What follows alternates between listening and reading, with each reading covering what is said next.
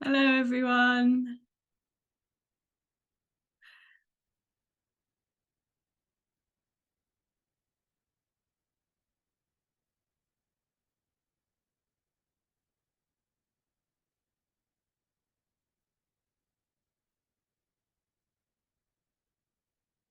Hello, hi.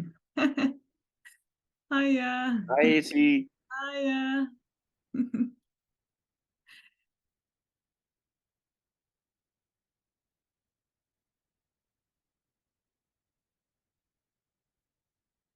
Okay. Yeah, good morning, good afternoon, good evening, wherever you may be. Okay, well, this is it, of course. This is wholeness, so to speak. So, what is an apparent body sitting on a chair, listening to Izzy, breathing, asking questions on the laptop, is all there is.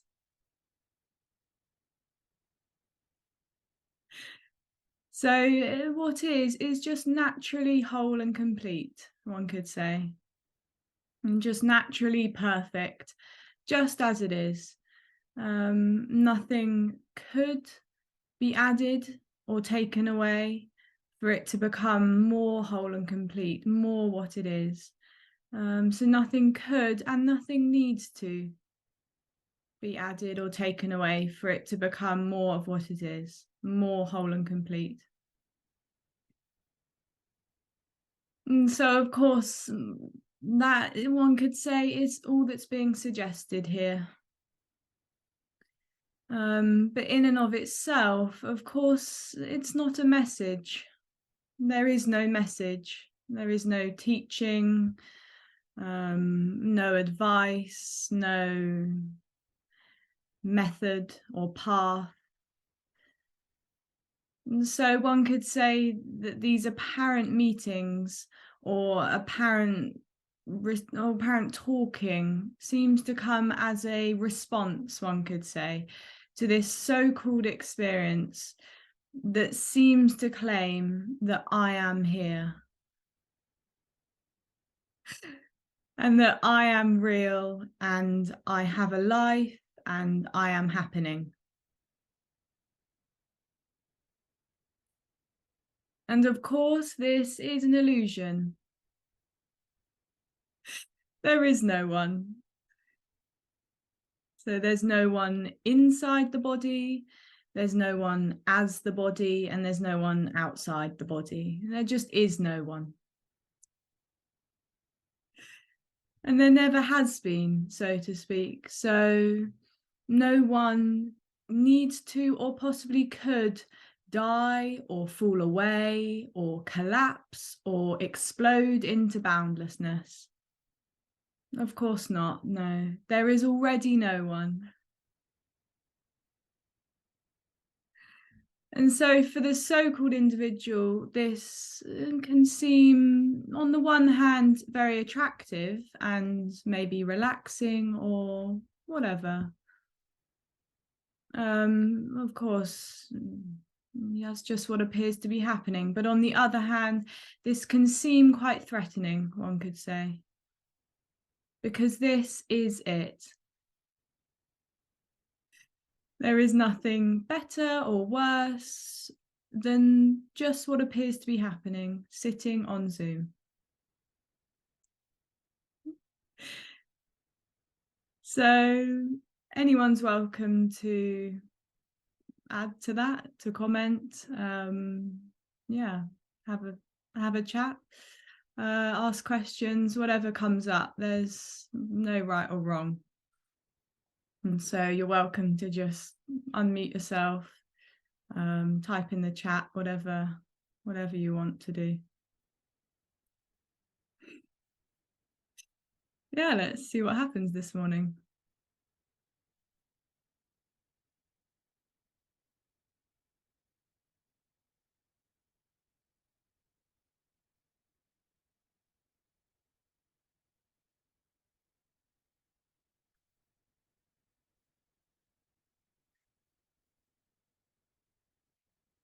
Okay, in the chat, how about love? Well, of course, what is unconditional love. Yeah, which is another way one could say to say that it's wholeness, that it's whole and complete, that it's perfect, just as it is. Yeah, it's unconditional love, which is nothing, which is death.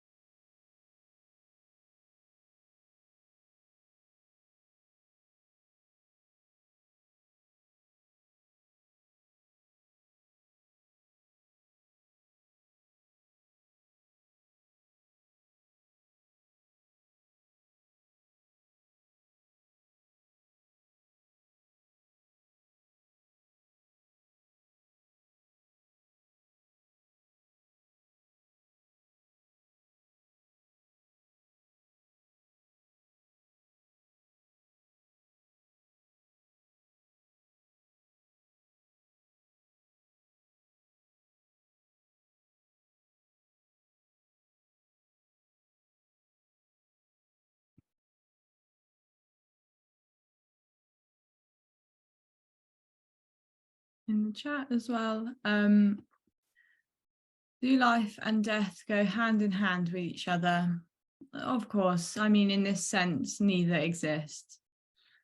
There is no life or death, or one could say that what is simultaneously life and death.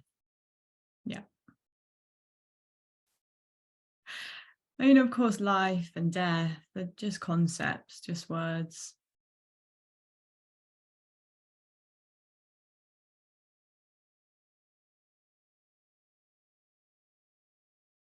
Sounds a bit more dramatic to say this is death than this is life, but of course, they're the same thing. Yeah. More dramatic for the person, it would seem. Death seems quite dramatic and scary. But of course, it's no more dramatic or strange than saying this is life.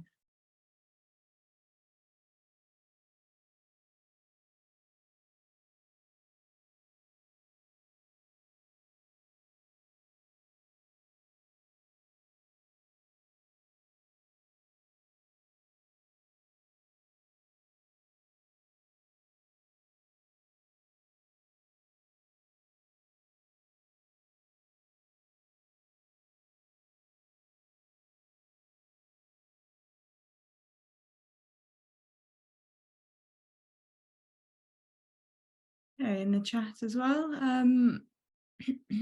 Does apparent mean there is no reference point? Well, of course, it doesn't mean anything really. Of course, none of the words mean anything of this so-called message. I mean, of course, there isn't a message, but so all of these words, boundless, energy, nothing being everything, life, death, apparently, don't mean anything, of course. This isn't pointing to or even really suggesting anything, of course. So when I say, or when one says there's an apparent suggestion or an apparent body, the apparent suggestion, of course, is that it's just not an actual suggestion or an actual body or an actual Zoom call or an actual question or an actual laptop, whatever, just apparently.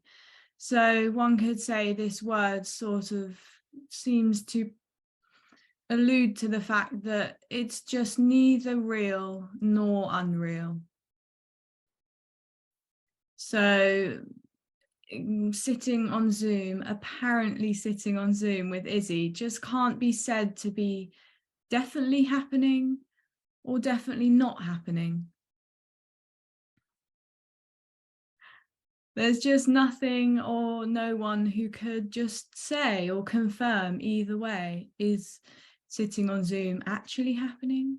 Is it not actually happening? It's just what appears to be happening, what's apparently happening.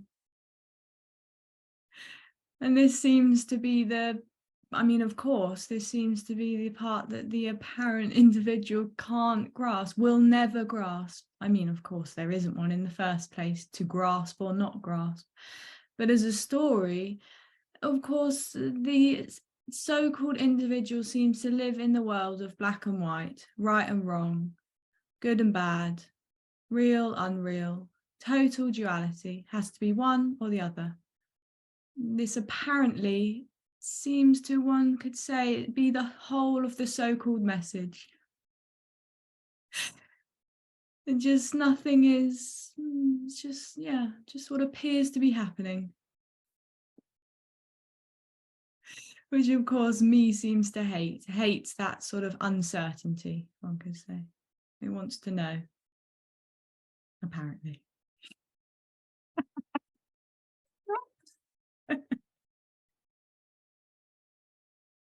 And so, of course, in this sense, one could say that then obviously does suggest there's no reference point.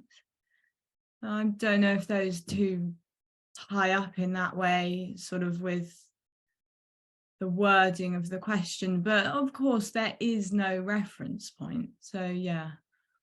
So one could say if the apparent person is trying to use this, it seems to try to use this right and wrong, good and bad, real and unreal as a reference point. Yeah. So, okay, sitting on Zoom is real.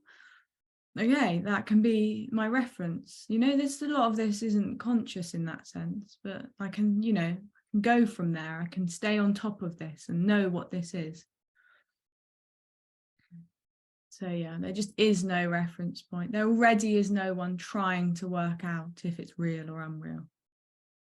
Yeah.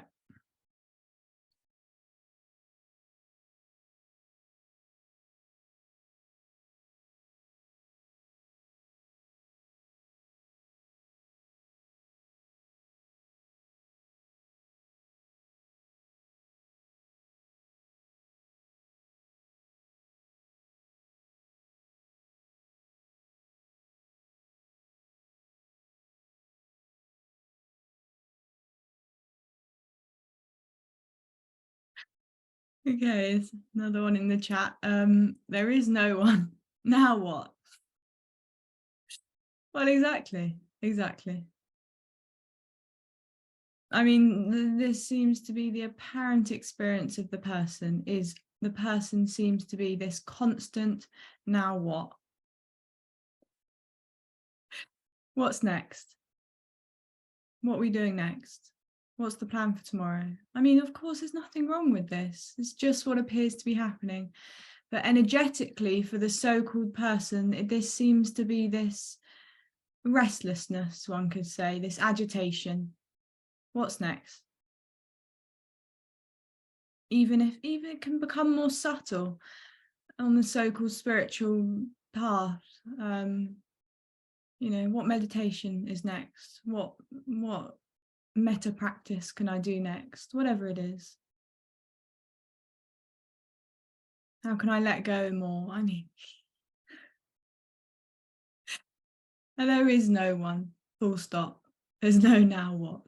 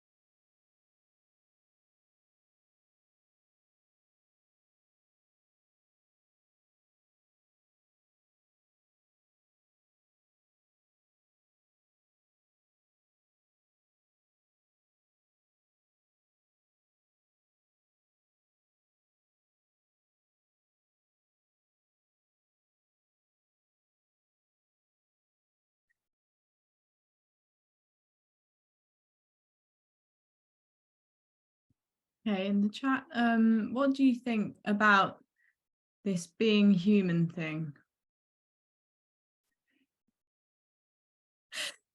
Um, well, I mean, there's no one that's even asking this question, of course. Yeah. I mean, the one that would analyze or want to think about this fascinating human body or being or whatever is dead.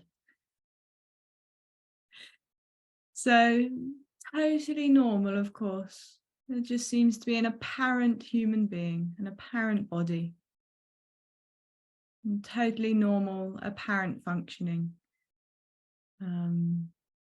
Drinking, eating, walking, seeing friends, going out for dinner, watching TV, just total normality.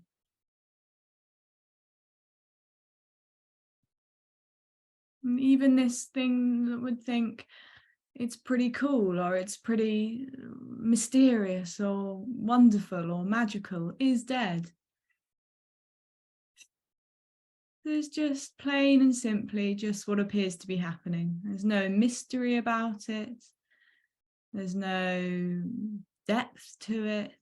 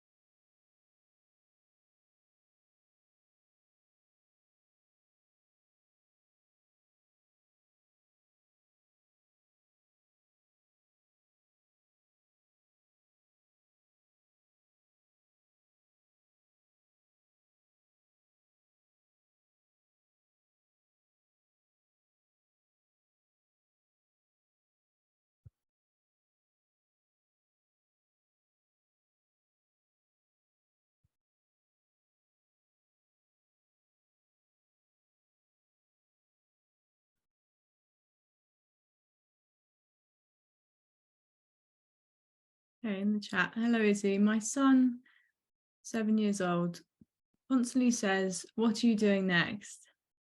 Ah, and in a sense, we make the same before the body died or the illusion of the person drops. Exactly. Yeah. So this sense of me, one could say, I mean, of course, it's not there, but as a story, it never changes, of course, in this apparent setup. So the apparent setup of me never changes. That's what I sort of mean by that. So your son saying, or a child saying, "What are we doing next? What are we doing next?" is exactly the same, of course, as the apparent adult. I mean, the adult might not verbally express, like a child, "What are we doing next? What are we doing next?" Like the child would probably actually say it, because that sort of filter of what's normal to say or what's socially accepted sort of isn't necessarily there yet. But of course, it's exactly the same so-called setup as the apparent adult body thinking, maybe, instead of saying, "What next? What next?" Or it's not even necessarily a thought. I mean, it just seems to be this energetic agitation of that there has to be or needs to be or is something coming next that I have to plan or be ready for, or I have to initiate or know, or whatever.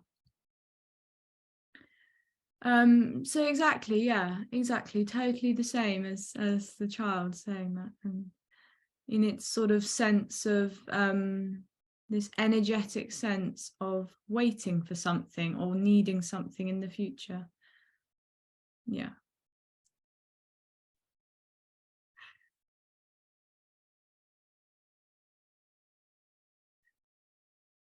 Okay, another one in the chat. What resonates with the message is something else than the mind. The human psyche doesn't awake. It needs practical work to change to the state that is wanted by the apparent individual. I think here is where comes the apparent growth and change. What resonates with the message is something else than the mind. Well, one could say, of course, there is no mind. There is no such thing as mind or body or anything, of course. There is no such thing as anything. But one could say, as a story, this resonance that is spoken of does seem to be an unconditional yes that is just beyond the thinking or the feeling, or even, I mean, one could call it a sense, but of course there is no sense. I mean, it's totally indescribable because it's nothing. So it's just not even a thing. Like everything, nothing is a thing, nothing being everything. But this resonance, the apparent person, just, that's all it can really say about it. It's a resonance, or it's just it's totally intangible. It's not even a thing. And the human psyche doesn't awake. It needs practical work to change to the state that is wanted by the apparent individual. I think here is where comes the apparent growth and change. I'm not sure I really understand, but of course, there is no awakening. So nothing awakes or falls asleep again or whatever. There is no human psyche that does or doesn't awake. There is nothing that awakens. There is no awakening or liberation. It needs practical work to change to the state that is wanted. Yeah, I don't really understand, but no, there's no work is needed or could be done. There is no growth and change. I mean, there may be apparent growth and change, but that's just what appears to be happening. There's no state. I mean, different states, different feelings, different experiences, whatever, are just what appears to be happening. Of course, there is no experience, but for want of a better word. Yeah, no, nothing has to change. Nothing could change. This is all there is.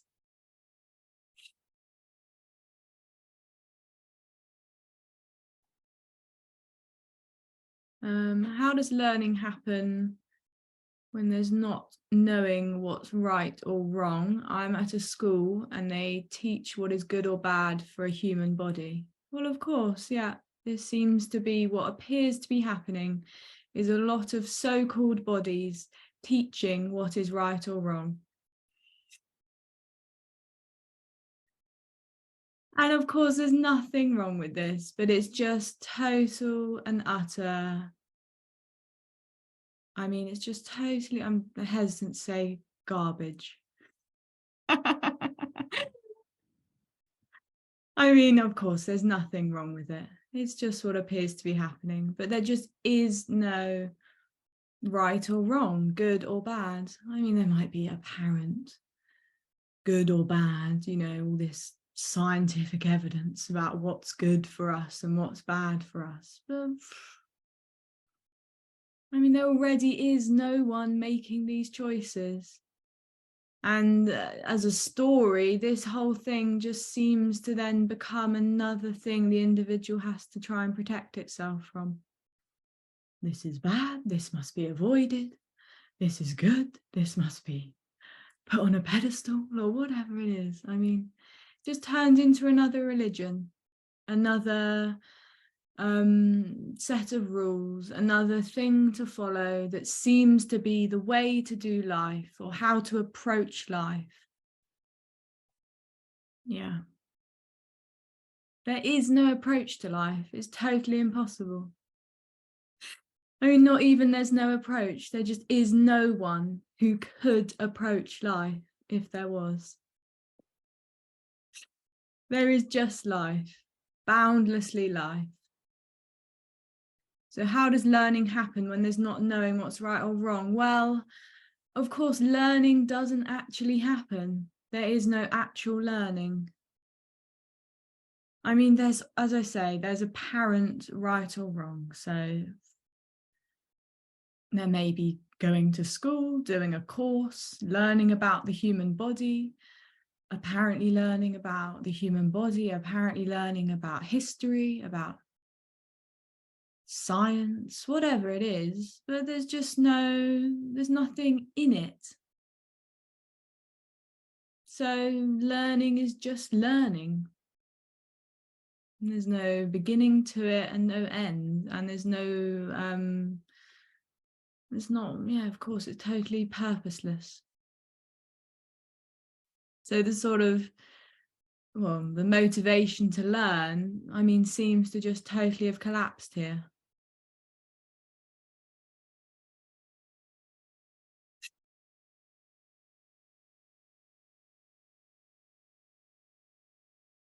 Which is just another word for I'm quite lazy.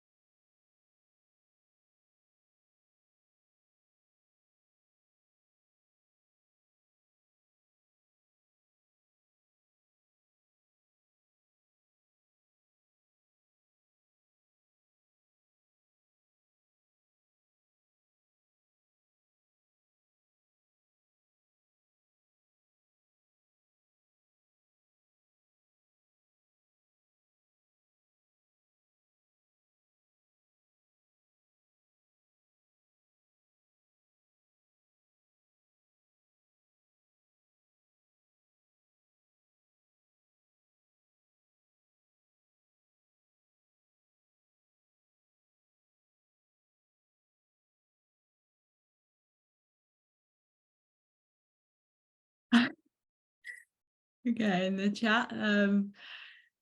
Laziness happens here too a lot. I'm loving it. It's just the body laying down in a sense. Nothing more, nothing less.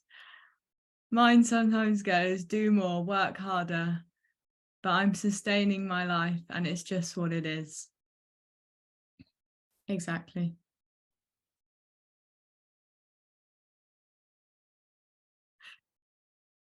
Yeah, I mean, one could say this after the apparent liberation, this sense of needing to do, needing to be, needing to achieve still seems to sort of linger in the system, one could say. So, of course, the apparent individual is dead, but the body still seems to habitually sort of behave in this quite neurotic way. Not being able to rest, to relax, to be constantly thinking of what to do next or to plan. I mean, of course, this isn't about resting or relaxing. It's just what appears to be happening. So agitation, restlessness, anxiety, but also peace, rest, lounging in the sun. Yeah. Yeah, lazing around is just lazing around. Of course, the apparent person would probably feel guilty for this. But yeah, there is no one to feel guilty or not feel guilty. Is that because of apparent conditioning? One could say so, of course. Yeah, yeah. So this apparent liberation, and then this so-called individual dies, or of course doesn't actually, but as a story, an apparent death that never happens. And then there's seems to just be this body that then, as you say, because of this conditioning over however many years of this so-called illusion to be someone, the body still seems to behave quite agitatedly, one could say, as if it were someone almost. But this just seems to be relaxing, one could say, as in it just slowly, these conditionings and neuroses just seem to just fade and just subtly, I mean, or suddenly collapse, or subtly and slowly just relax. But it's just like anything, it's just what appears to be happening. And there's, of course, no one bringing this about or trying to relax or make the neuroses fade. Yeah, totally impossible. And it doesn't matter, of course, either. This one that it would have really mattered to, that the body was relaxed, is dead. So the body may remain tense, and that's just, I mean, just a tense body then. It's not neither better nor worse than a relaxed body or whatever.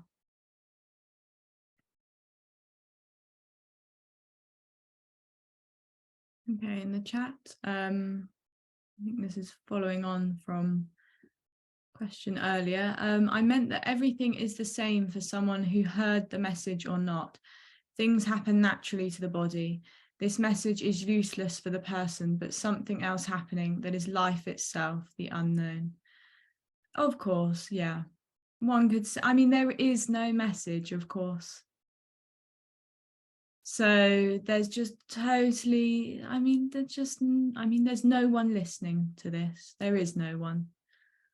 So of course there's no advantage to sitting on Zoom with Izzy.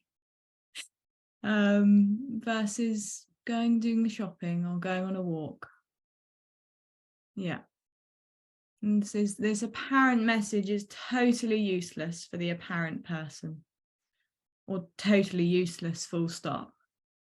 What is totally useless.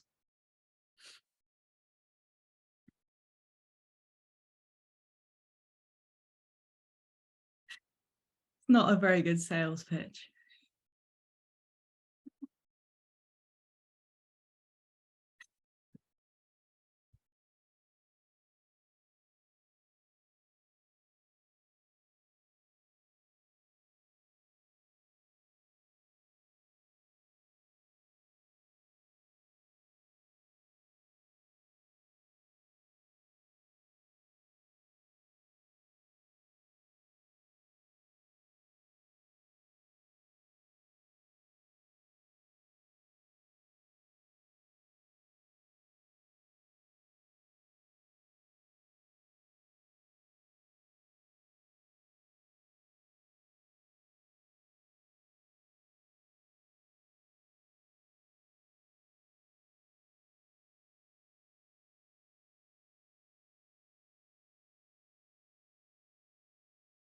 Okay, in the chat, I heard Tony say the person seeks an experience when he suicides.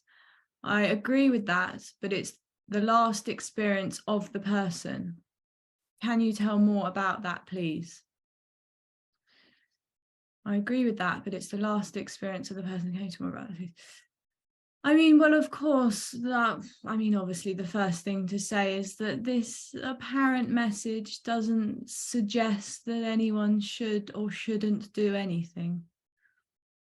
I mean, of course, the apparent person can hear a communication such as this and think, oh, well, the quickest way to get to what Izzy is talking about is just to take one's own life.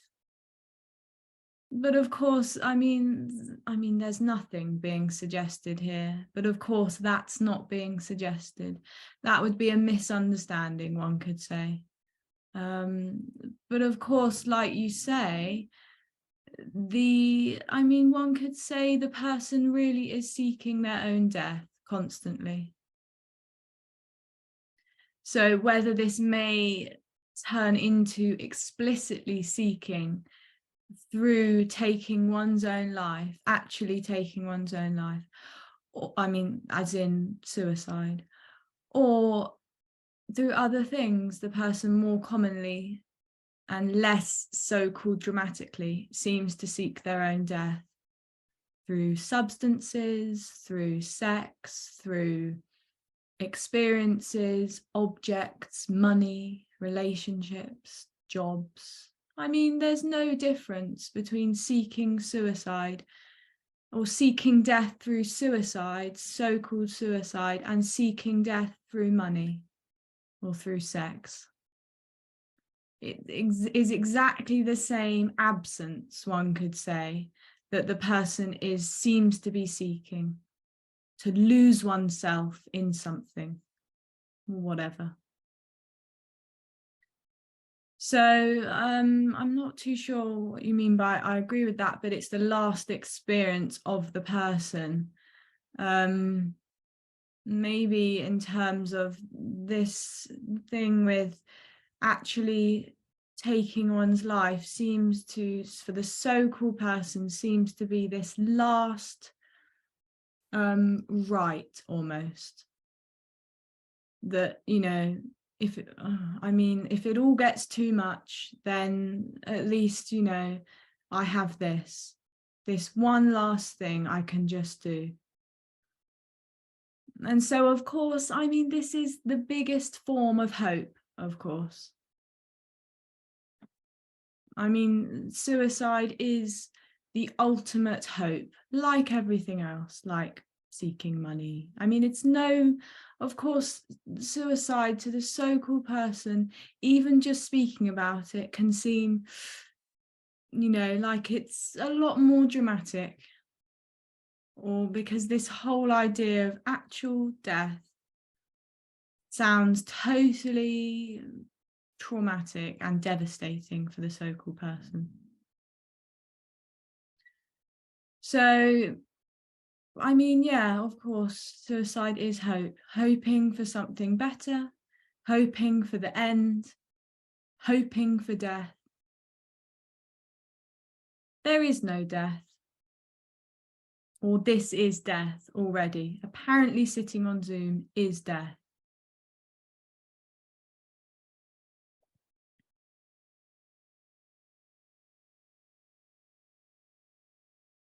In the chat as well, the person who commits suicide is illusory as well, in the sense we are talking about here, i.e. no one ever suicides. Suicide happens as everything else happens. Exactly, yeah. There is already no one who could or who could not do this.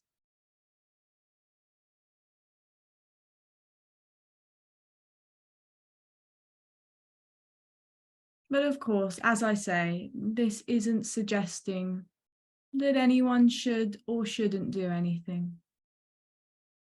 I mean, the so-called person would hear this perhaps and think, well, if this is death, I may as well, or whatever. There is no one already who could or couldn't do this. This is death already. Apparently sitting on Zoom is death.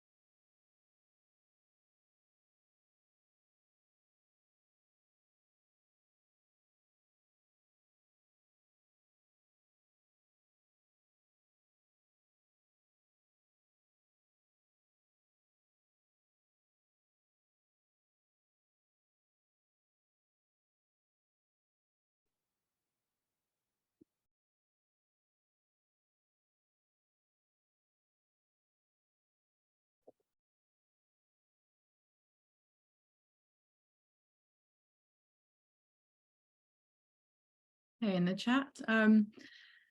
Many times during meetings, my body seems to get so tired and sleepy, and I actually fall asleep. Oh, is it that bad?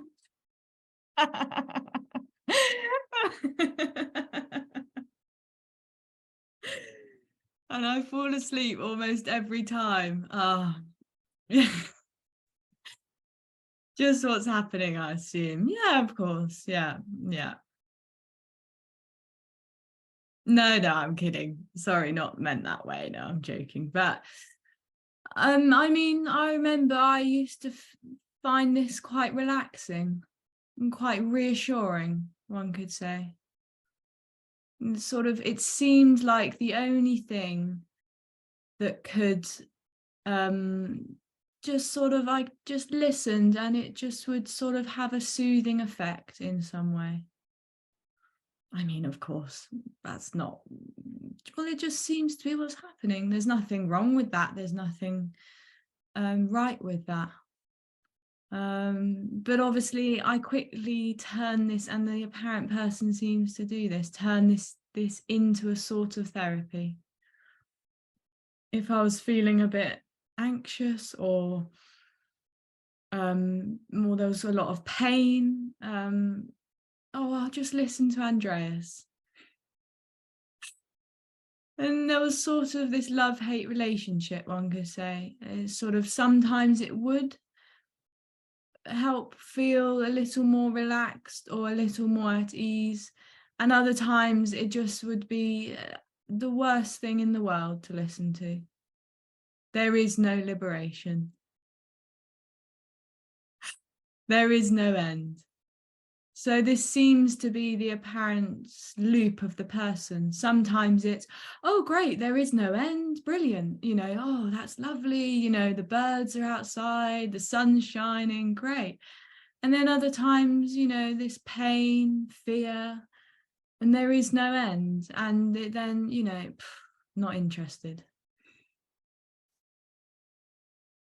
Tell me something else. Give me something I can do. Or to feel better, or to have something, or anything. Yeah. I mean, a total story, but yeah, there you go.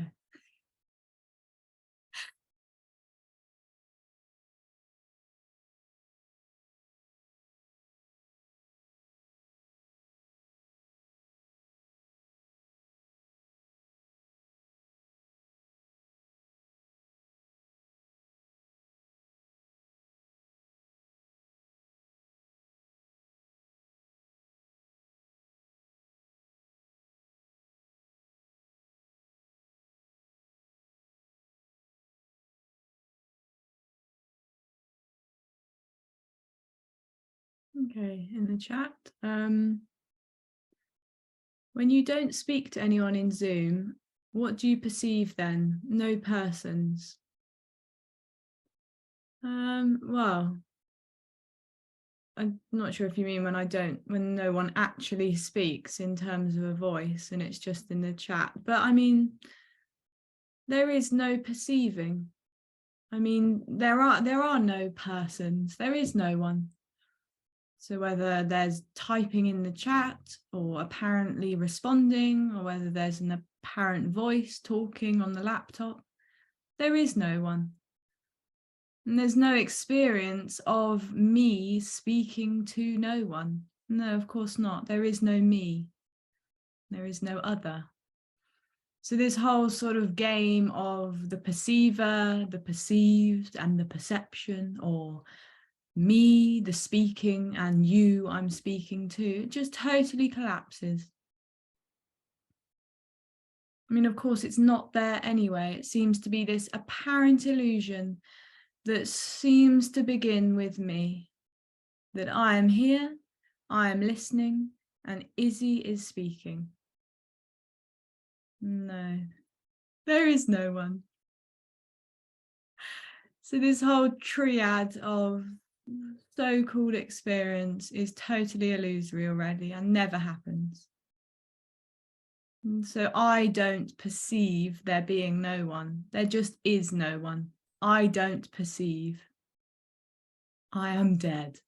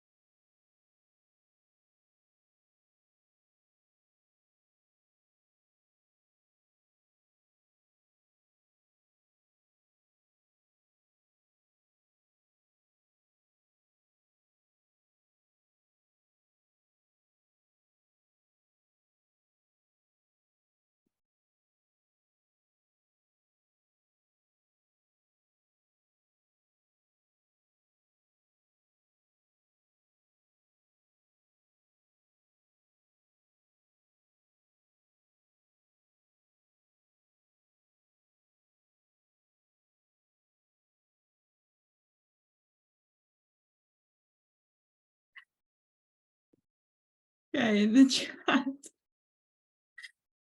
What kind of food do you eat? Do you eat cooked food and meat, or only vegetables and fruits? Sorry. Do you think the energy of food has an impact on the energy of the body?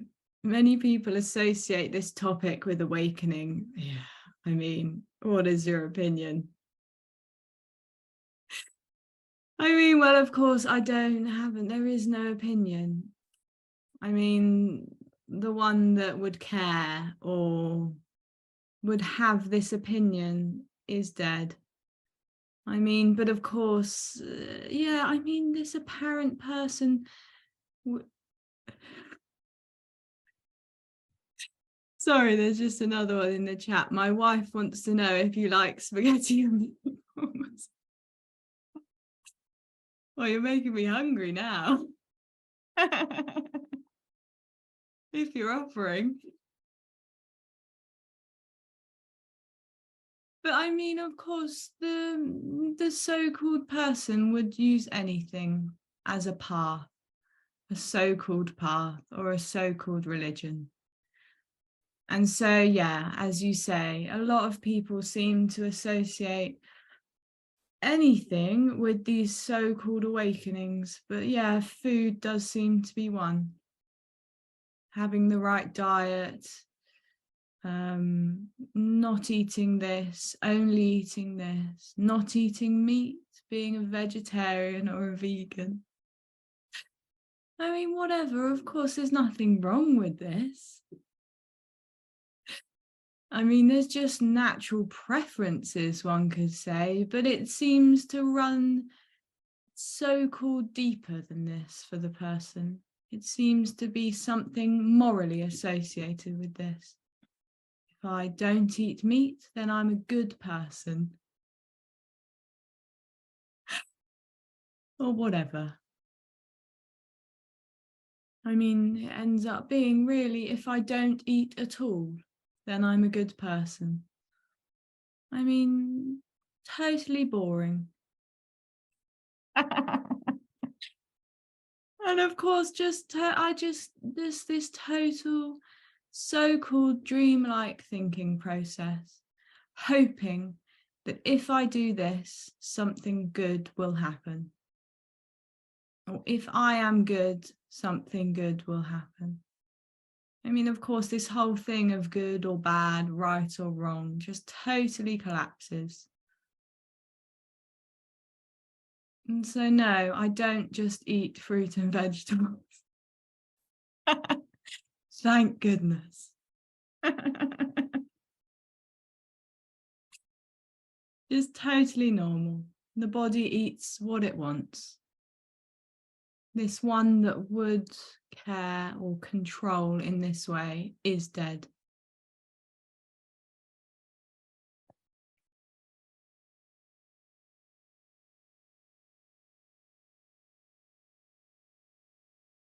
I mean, there's no difference between the apparent person saying one should eat this and not eat that, and saying one needs to have this job and not that job, or one should have a drive in life, or one should be relaxed, or have this relationship or that relationship. I mean, they're just all questions the person seems to ask out of life.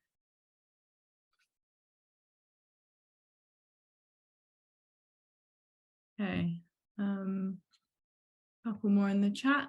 What if your job is telling other people what they should eat? In the apparent life. Well, I mean, if that's your thing. No, I'm kidding. I mean, yeah. But no, in a way, of course, if that's what the body seems to do, is have a job as a nutritionist or whatever, then that's just what appears to be happening. Of course, this isn't saying that's wrong, that one shouldn't tell someone what to eat, or one should. There is nothing wrong with anything. But of course, this interest in nutrition, or telling other people not even what they should eat, but telling other people anything in that sense, you should do this. I mean, this one that would care or could do this already doesn't exist, is dead. You should do this, you should do that. No, I mean, there's no one. There is no one. There's no one who could say that, or there's no one who could tell anyone else to do or not do something. There is no one to tell. Totally unconditional freedom already for no one.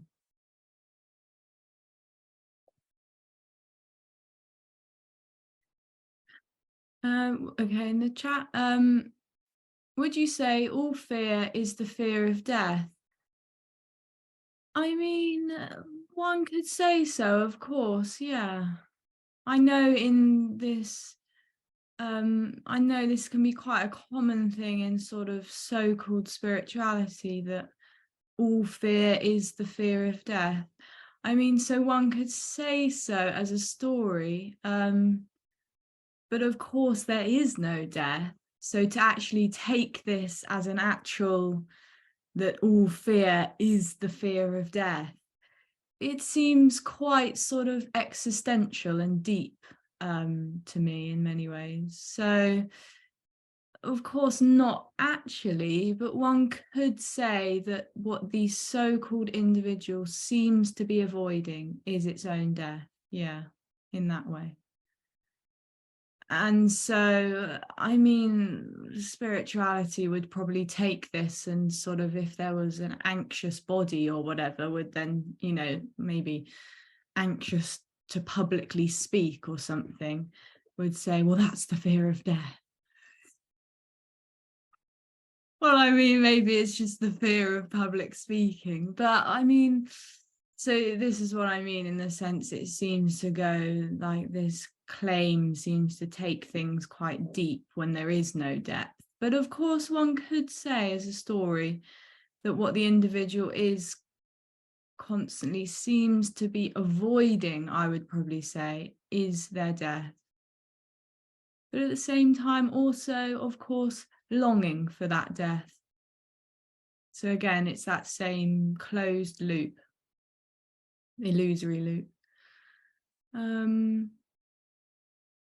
And so the ironic thing one could say is the person seems to fear this death and long for this death, so to speak, or avoid this death. But of course, this death is already the case.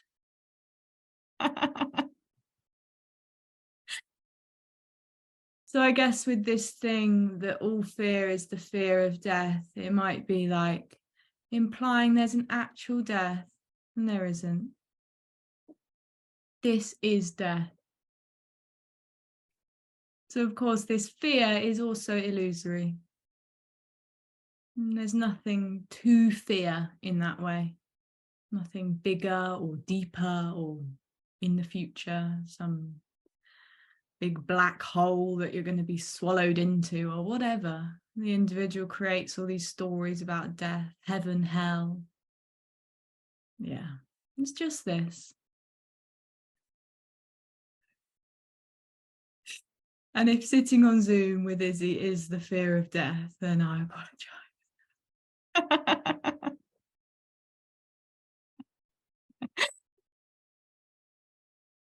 Okay, I'll take one more in the chat because we've gone over slightly. So, but sometimes it appears the body refuses. Oh, we're back on the food. But sometimes it appears the body refuses some kind of food. Lately, I can't drink coffee or eat meat anymore, and I've never decided to stop them before.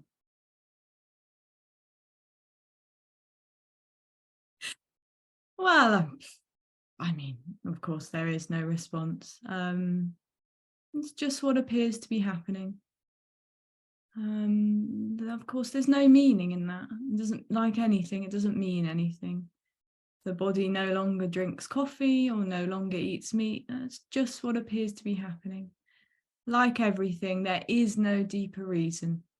Oh, well, the body's not drinking coffee or eating meat because of whatever.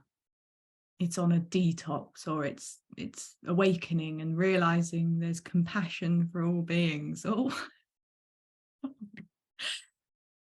I mean, no.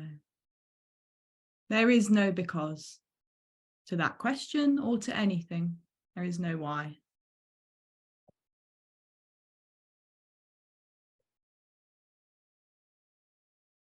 Okay, this is it.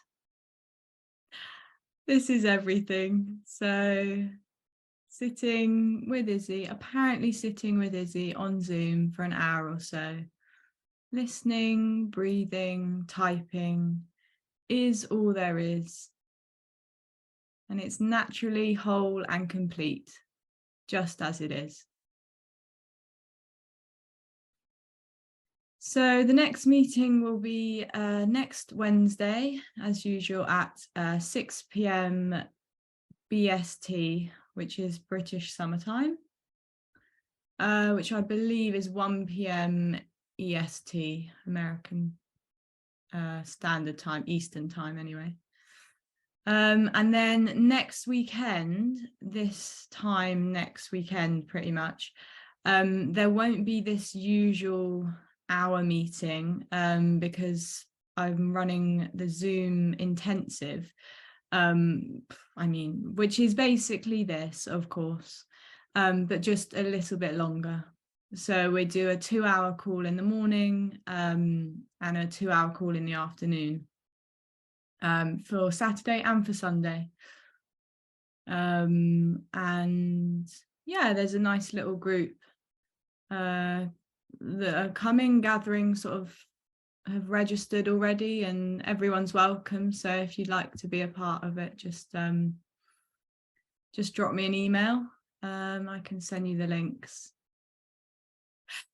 And then in the summer, in the end of July, the 28th of July, I'm going to be talking in person, which is quite exciting, in Brighton, the UK. So I'm going to start compiling a list for that as well. And yeah, that's a weekend again. So if you'd like to be on that list, let me know. We can sort that out. Okay, for now then, have a good week and see some of you soon. Bye, everyone. Thanks, Izzy. Thank you. Thanks. Bye. Bye, Izzy. Thanks. Bye. Thank you. Bye.